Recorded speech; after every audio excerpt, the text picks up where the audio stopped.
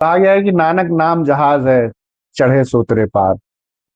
और एक बहुत इंपॉर्टेंट बात है कि आपकी जिंदगी को अगर आप किसी किताब से कंपेयर करें तो आपकी जिंदगी सच में एक किताब है, जो कि 3 हिस्सों में बटी हुई है। पहला हिस्सा एकदम खाली है, जो ऊपर वाले ने लिख के भेजा है। और दूसरे हिस्से से आप उसे लिखना चालू करते हैं, और आपकी जिंदगी का एंड बताता है कि आपने जीवन भर किया क्या है। तो ये पुस्तक का आखिरी पन्ना जो है वो उसका सार होता है, यानी जिंदगी का सार, आपकी मौत। बात इतनी इमोशनल नहीं होनी चाहिए, लेकिन फिर भी बातें इतनी देर से जो चल रही थी वो अंदर से हिला रही थी कुछ। तो आज हम परमजीत जी अंकल के साथ हैं, जो कि विक्रम अवार्डी हैं। सुनील गावस्कर साहब ने खुद अपने हाथों से इन्हें अवार्ड दिया, और इन्होंने खेल का और शहर का नाम बहुत ऊंचा किया। अंकल नमस्कार। नमस्कार। अंकल, क्या बदलाव हुआ है खेल में, पहले में और अब में? पहले में जैसे पहले आज से 30-35 साल पहले जबलपुर को मध्य प्रदेश में खेलदानी के नाम से जाना जाता था। मगर आज वो सब परिस्थितियां बदल गई। वो उसकी वजह ये है, जैसे अब मेरा खेल वेट लिफ्टिंग में, उसी के बारे में आपको बताना चाह रहा हूँ कि वेट लिफ्टिंग में जितने भी विक्रम अवार्ड मध्य प्रदेश में वेट लिफ्टिंग में दिए गए हैं, आधे से ज्यादा जबलपुर को मिले थे। मगर दुर्भाग्य ये है कि कुछ ऐसे हाथों में ये एमपी वेट लिफ्टिंग की संस्था आ गई कि जिन्होंने जिंदगी में खुद तो कुछ नहीं किया, उन्होंने खेलों को भी डुबा दी। इसका उदाहरण मैं एक देना चाहता हूँ कि 2018 में मध्य प्रदेश वेट लिफ्टिंग के चुनाव हुए थे। उसमें जो मध्य प्रदेश ओलंपिक के सचिव हैं, दिग्विजय दिग्विजय सिंह, उनसे मेरी चर्चा हुई थी। तो मैंने उनको यही कहा कि वे खेलों में इतना जबलपुर का नाम था, और खास करके वेट लिफ्टिंग का। तो पूरी उनसे बात हुई, मगर वो उनके कुछ चहेते थे मेरे। मैं उसमें वेट लिफ्टिंग में अध्यक्ष के लिए चुनाव लड़ा मैंने, और जिसको मध्य प्रदेश के सारे खिलाड़ी भी चाहते थे, और ऑल इंडिया जो फेडरेशन है वो भी चाहती थी कि इन्होंने खेल में इतना नाम किया है तो ये इस खेल में आगे आए, और खेल की जो दिशा है जबलपुर की उसको बरकरार रखें। मगर हुआ उसमें यही कि वो हम लोग उसमें, मैं विजयी हो गया, मगर वो सामने वाला जो है एमपी हाई कोर्ट में उसने रिट लगा दी, और उसमें स्टे लग गया। और फिर बीच में 2 साल कोरोना आ गया। फिर ये हुआ कि कुछ बीच के लोगों ने धोखाधड़ी की, तो आज वो जो जबलपुर में मध्य प्रदेश का संघ था वो इंदौर चला गया। और दुर्भाग्य ये है कि जो अभी मध्य प्रदेश का जो अध्यक्ष है, वो कोई नेशनल चैंपियन नहीं है। वो भी देवेंद्र खनूजा उसका नाम है।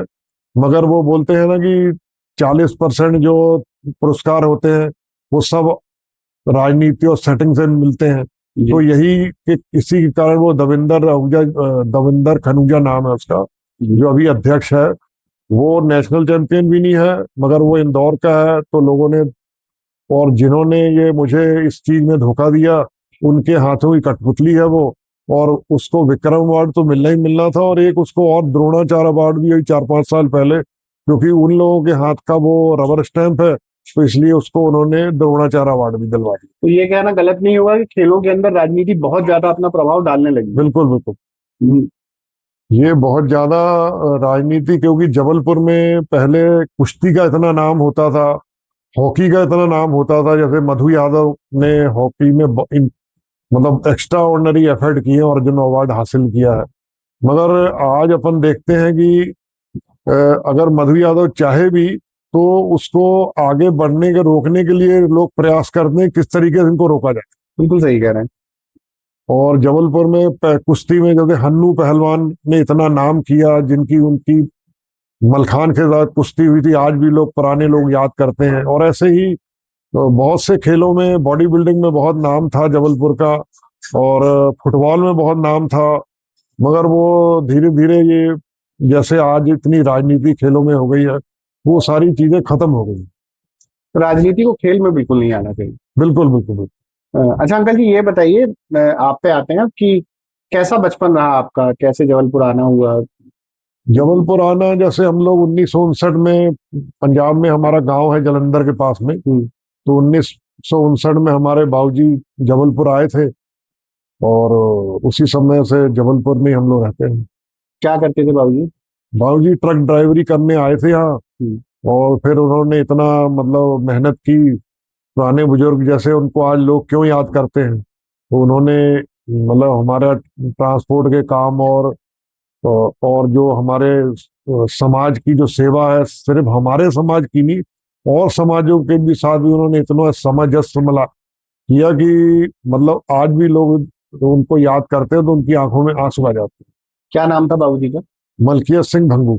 हमने अभी आपके बारे में थोड़ी बहुत रिसर्च की और बातचीत हुई तो ये पता चला कि चाहे वो दशमेश द्वार हो या और भी जगहों पर उनका नाम शिलाओं पर लिखा हुआ है। तो उनने ऐसा क्या किया था कि वो याद किए जाते हैं आज भी? उन्होंने जैसे 1977 में वो उन्होंने मदन महल गुरुद्वारे का कमेटी में अध्यक्ष बने थे, तो उस समय बहुत छोटी सी जगह थी, और आज लगभग जो 3.25 एकड़ के आसपास जमीन है, वो सारे ही बुजुर्गों ने मिलजुल के, उस समय क्या होता था कि अपने पास से पैसा लगाते थे। जी।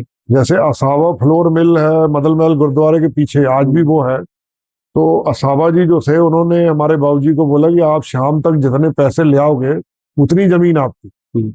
उस समय जितने भी बुजुर्ग थे, उन्होंने किसी ने 5,000 दिया, किसी ने 2,000 दिया, ऐसे करके जितना भी था। तो यहाँ पर अभी बैसाखी का स्टेज लगता है, वो जमीन ली गई, और धीरे धीरे सभी में इतना बुजुर्गों में आपस में प्यार मोहब्बत था कि ये जमीनें लोगों ने सब अपने पैसे से इकट्ठे करके ली। अंकल जी, ये समाज की बात कर रहे थे आप। हम देखते हैं कि समाज में हमको कभी भी कोई सिख आदमी कमजोर नजर नहीं आता, ना ही फाइनेंशियली ना ही फिजिकली। लाइक ये भी बोल सकते हैं कि वो कभी किसी से मांगता हुआ कुछ नहीं दिखता। तो ऐसी क्या खास कम्युनिटी है सिख कम्युनिटी में कि जब भी वो दिखता है तो लाइक किंग ही नजर आता है, नहीं, राजा ही दिखता है? उसमें एक ये है, हमारे गुरुओं की देन है कि उन्होंने जो संदेश दिया था मानवता का, और हमारे जो समाज को उन्होंने जिस चीज में का उन्होंने बोला था, उसमें कि आप मेहनत करो, और मेहनत करोगे तो सारे रास्ते अपने आप खुलेंगे।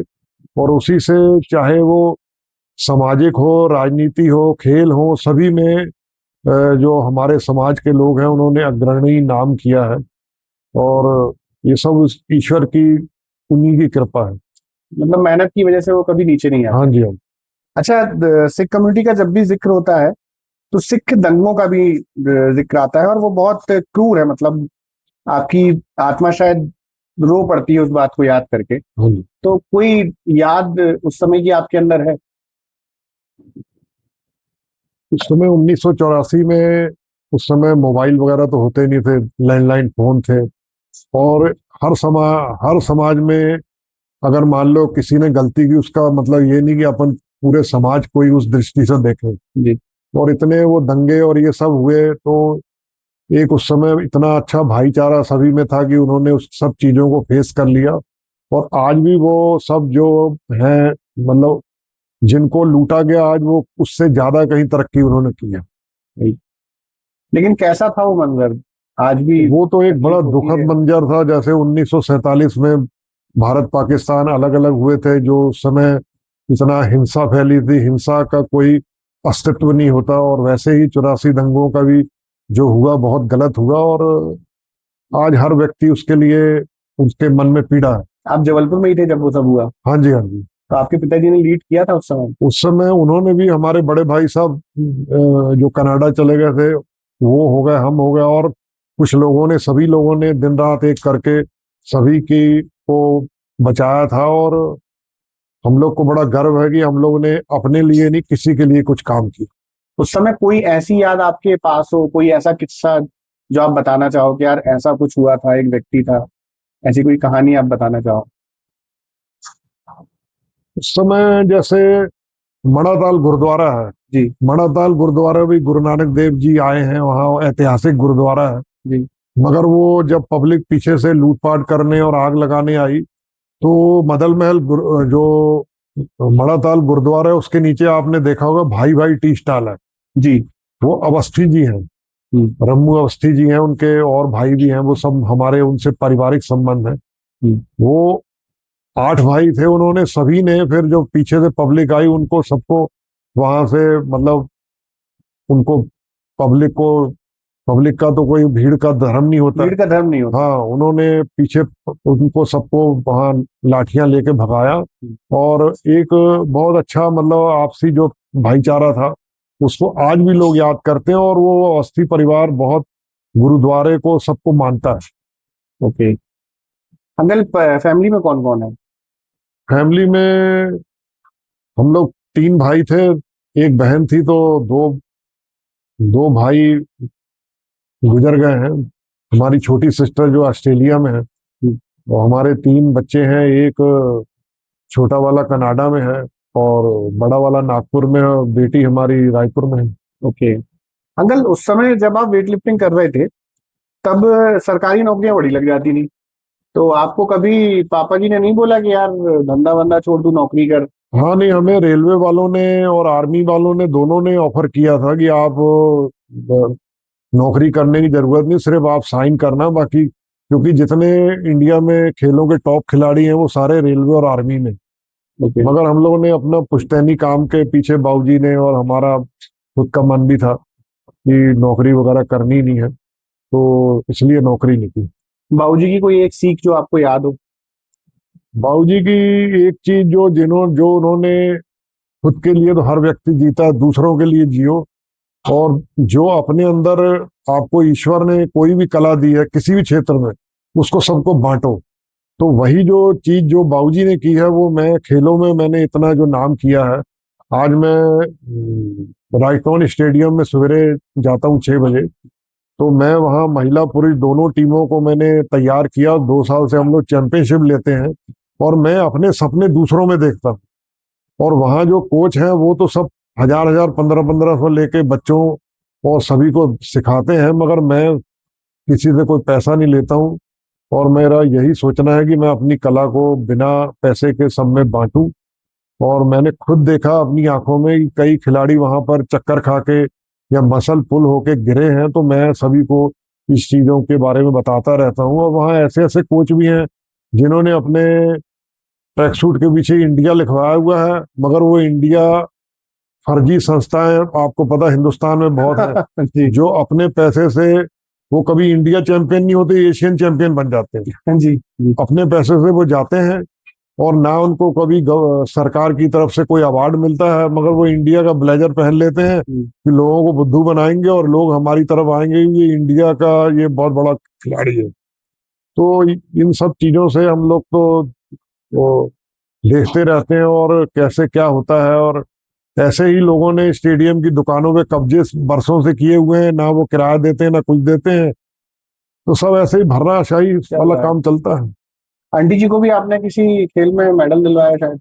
हाँ, इनको भी मैंने पिछले साल जो वॉकिंग होती है उसमें इसने हिस्सा लिया था। तो जबलपुर में भी ये फर्स्ट आई थी, और रीवा में मध्य प्रदेश हुआ था, तो रीवा में भी ये फर्स्ट आई। और इसने शॉर्ट पुट और गोला फेंक तवा फेंक में भी इसको ब्रॉन्ज मेडल मिला था, एमपी में। क्या नाम है आंटी जी का?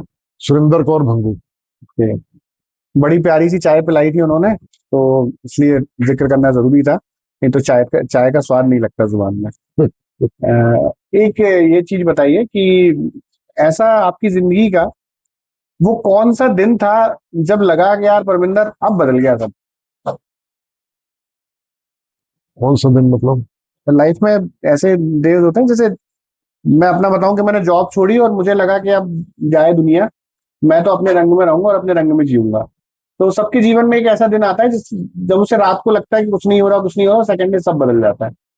मतलब हैप्पीनेस से भरा हुआ दिन कि नहीं, ये तो मुझे जब मैं किसी को बताता हूँ इस खेलों के बारे में और वो अच्छा करते हैं, तो मन में जो खुशी होती है कि मतलब इतनी होती है कि हमने उसको सिखाया था और वो आज आज कितना आगे बढ़ गया है और कितना उसने नाम कमाया है। तो ये एक, जैसे कोई शिक्षक किसी को सिखाता है, तो जब उसका स्टूडेंट बहुत ज्यादा तरक्की करता है, तो वो उस चीज में इतना वो उसको गर्व महसूस होता है, ऐसा ही हमको होता लाइफ का कोई रिग्रेट कभी लगता हो कि यार ये चीज नहीं करनी थी जो कर दी? है। ये चीज नहीं करनी थी जो कर दी थी। नहीं, ऐसा तो कुछ विशेष है नहीं। कोई गिल्ट नहीं है लाइफ के लिए? नहीं, नहीं। कोई खुशी सबसे ज्यादा खुश कब हुए आप जिंदगी में अपनी, जो दिन आज भी याद आता हो कि यार उस दिन मैं बहुत खुश हुआ था? नहीं, खुशी तो ये है कि मैंने जो जीवन में सोचा था, जैसे 1982 में मैंने वेट लिफ्टिंग छोड़ी थी, 1992 तक उससे दूर रहा, और जब मैं 1994 में नेशनल में मैंने 2 नेशनल रिकॉर्ड बनाए, तो मेरे मन में हमेशा ये बात रहती थी कि मैंने नया एक इतिहास बनाना है 10 साल छोड़ने के बाद। जी। वो मेरे मन में एक बोलते हैं ना जुनून की जीत, वो मैंने जुनून पाला था। जब मैंने वो नेशनल रिकॉर्ड बनाया तो मेरी आंखों में आंसू थे कि मतलब इतना एक एक्स्ट्रा ऑर्डिनरी काम किया। और मैं आज आपके माध्यम से कहना चाहता हूँ कि जिन्होंने जबलपुर की वेट लिफ्टिंग को खत्म किया, इंदौर वालों ने, मैं उनको आज चैलेंज करता हूँ कि वो मेरे जैसे 10 साल छोड़ने के बाद करें, तो मैं उनको 1 लाख रुपए इनाम दूँ। वाह बोलना आसान है और करना बड़ा मुश्किल होता भैया, अगर सुन रहे हो आप लोग तो देख लीजिएगा। है। अंकल, तो लास्ट की ओर है हमारी बातचीत, अब अंतिम छोर है ये। हम एक सवाल करते हैं सभी से कि आज अगर ईश्वर आ जाए, आपके सामने खड़े हो जाए और आपसे बोले कि भाई ठीक है, अभी तक जो जैसा था चल गया इतने सालों तक, तूने आज तक के जीवन में क्या सीखा, वो मुझे और दुनिया को बता दे, तो आप क्या बताएंगे इस दुनिया को? मैं तो जिनको मैं बताता हूँ उनको मैं ये भी बताता हूँ कि हर व्यक्ति के अंदर एक शैतान भी होता है, और वो जो अच्छे काम के लिए आपको रोकता है। तो आप, मेरा जो संदेश है सबको, कि आप एक लंबी सांस लो, और आप ईश्वर को जिस नाम से भी, श्री राम जी या अपन कृष्ण जी, जिनको भी अपन जिनकी भी आराधना करते हैं, अपन एक सांस में उनके नाम लें, और उनके चरणों में भी अपना नाम जाएगा, और अपनी ब्रीथिंग और जो जिसको अपन बोलते हैं ना अपना स्टेमिना, वो भी अपनी अच्छी होगी, और वो उससे ही हर चीज अपनी पॉजिटिव होगी। तो ठीक है, ये बातचीत यहाँ पर एंड है आज के लिए, लेकिन हमेशा के लिए नहीं। आज हमने ये सीखा कि आप शुरुआत कहीं से भी कर सकते हैं, और अंकल जी उस क्वेश्चन का जवाब उस टाइम पर उन्होंने दिया, पर बाद में उन्होंने दिया कि उनका वो लाइफ चेंजिंग जो मूवमेंट था ना, वो तब था जब वो सेकेंड टाइम खेलने गए और उन्होंने नेशनल खेला। उस दिन जो उनकी आंखों में आंसू थे, उस उन आंसुओं ने उस जिंदगी को बदल दिया था। और एक चीज मैं और बोलना चाहता हूँ कि जो हम लोग मास्टर टूर्नामेंट कराते हैं, तो हम लोग उस टूर्नामेंट में जो मध्य प्रदेश और नेशनल लेवल के खिलाड़ी, उनका हर साल 5 खिलाड़ियों का सम्मान करते हैं। उसमें कई खिलाड़ी ऐसे हैं कि उनकी आंखों में उस दिन आंसू आ गए जब उनका ऑनर हम कर रहे थे। वो बोल रहे थे हमें आज किसी ने 40-50 साल बाद याद किया और हमारा ऑनर है। तो वही हमारे दिल की संतुष्टि है कि हमने उनका सम्मान। आखिरी में एक बार यूथ के लिए, नए बच्चे, उनके लिए कुछ बोल दीजिए आप। यूथ के लिए तो मेरा यही कहना है कि यस, पढ़ाई तो जरूरी है ही है, उसके साथ अगर आप किसी भी जो खेल में आप रुचि रखते हैं, उससे आपका ग्रोथ और आपका जो सोच है, हर चीज में फर्क पड़ता है। और जो जबलपुर का नाम, संस्कार धानी का नाम खेल धानी था, मैं चाहता हूँ एक बार बच्चे उस चीज को अपने मन में रखकर और खेलों को अपनाएं, और जबलपुर को फिर खेल धानी का जो नाम है उसको दोबारा जीवित करें। तो देखिए भाई साहब, कैमरे की इस तरफ मैं हूँ देव सिद्धार्थ, आप देख रहे हैं किससे विद सिद्धार्थ। सब्सक्राइब बहुत कम कर रहे हैं, तो प्लीज सब्सक्राइब करिए। रिक्वेस्ट है मेरी, हिम्मत मिलेगी, क्योंकि पैसा नहीं मिलता, हिम्मत से ही काम हो रहा है। कैमरे की उस तरफ उपांशु श्रीवास्तव है, कैमरे की इस तरफ मैं हूँ। आप देख रहे हैं किससे विद सिद्धार्थ, देखते रहिए, नमस्कार।